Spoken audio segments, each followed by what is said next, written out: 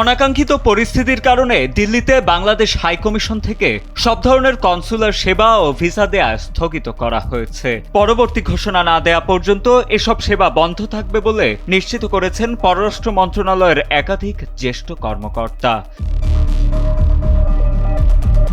২০ December রাতে দিল্লিতে বাংলাদেশ হাইকমিশনের সামনে বিক্ষোভ করে চরমপন্থী সংগঠন অখণ্ড হিন্দু রাষ্ট্র সেনার ২০ থেকে ২৫ জনের একটি দল।